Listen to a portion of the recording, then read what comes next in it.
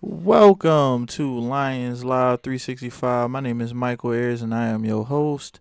This is the first episode. I'm just happy to be able to bring it to you. And it's going to be centered around Brad Holmes. And one of the things I've been realizing, looking at some of the content creators online, is the fact that people are losing trust in Brad Holmes. And to be honest, I'm confused. Me and Brad are very confused as to how we're losing trust. How we can lose trust in a GM that has literally created the best 2 year run for the Lions. This is the best 4 or 5 years as a Lions fan that I've had essentially ever. So like I'm big I'm a big Brad Holmes guy. You can put me on the Brad Holmes brigade, you can call me a Brad Holmes slappy, whatever you want to do. But I'm big with Brad because essentially he doesn't care what you think, and that's what I love. Cause I've watched GM after GM after GM do exactly what the draft pundits want, and I just don't understand how we keep falling for the same thing every draft cycle, where it's like, oh, they should have picked such and such. He was there. Such and such was there. Like, how many times have we seen the Lions get an A on a draft bust? Like we've seen the Lions get A+ on draft night for just complete busts, and we need to stop with the overreaction every time we don't get what we want during draft season. Me personally, I I understand that with this type of regime, they're not doing certain things. They're not going undersized. They're not doing character issues. But think about all the A+ that we got. Think about Jeff Okuda. We was getting A+, B+. There wasn't a single grade under a B+ for us drafting Jeff Okuda with the third overall pick. Is a lot of of people that were so happy when we picked him, and I'm just kind of like, why? Like he moves like a safety. I'd always thought he moved like a safety, tackle like a safety. To this day I don't know why he's not a safety, and it's just like he's not an outside corner. Like how many times have we gotten A+ on draft night to be mad as hell for the rest of the time that he's on the team? So I'm not saying that love every pick that Brad Holmes picks, but there's a method to his madness. There's no character issues. You're not undersized and unathletic. You can be undersized, but you got to be super athletic. You can't. And then on top of that, you have to love football. There won't be a Mike Williams drafted to this team.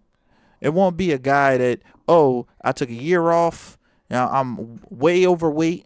I'm just a walking red flag that we're still going to draft just because we need a receiver. You know what I'm saying? Like it just doesn't make sense. So when Brad said that he won't chase a position, I completely understand. Because at the end of the day, that's what we've been doing. That's what the Lions are used to.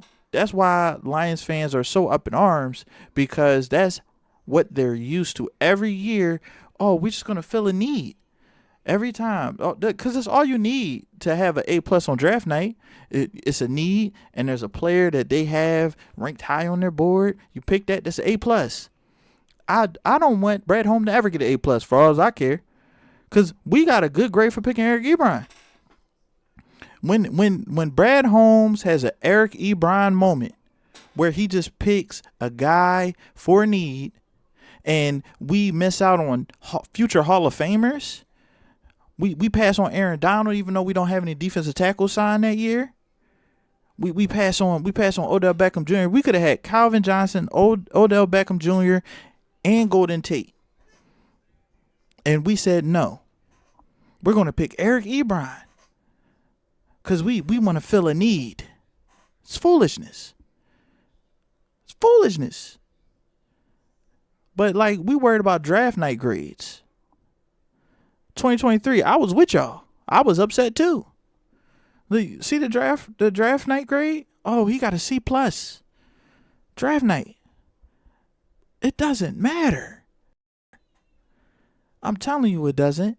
There's literally no reason for us to care about a draft class grade on the night that they picked. He's picked so many so many Pro Bowlers at this point. We need to cut him a little slack. Do we need an edge? Yes.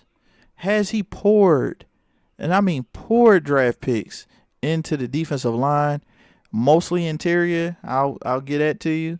Yes. He clearly sees that we're not getting to the quarterback. But that some of that is scheme. Now, does he miss? Yes. If we're gonna let Howie Roseman, the best GM in all of football, pick Jalen Rager over Jettis and forgive him, we can forgive people for Broderick Martin. Like, come on. Like, let's be real. He's the best GM we've ever had by far. It's not really close. We're basically getting mad at a baseball batter that's batting 400 for the couple times that he strikes out. Like, this is already a extremely difficult thing to do. Now look at what the other regime actually drafted. You see one or two hits a draft, and then you look at what Brad's doing. He basically built the team in three drafts, and like some basic free agents that he didn't even pay that well. Like, we gotta be for real. Y'all killing me with it. I understand that, hey, the Super Bowl's right there. I understand that my favorite content creator is Lion Syndicate. And it's not really close. Because I find him funny. And he's not gonna let the edge thing die ever. So like let's be real though. Let's be real. Like, this is the best we've ever had. Like, and I believe he can actually get it done.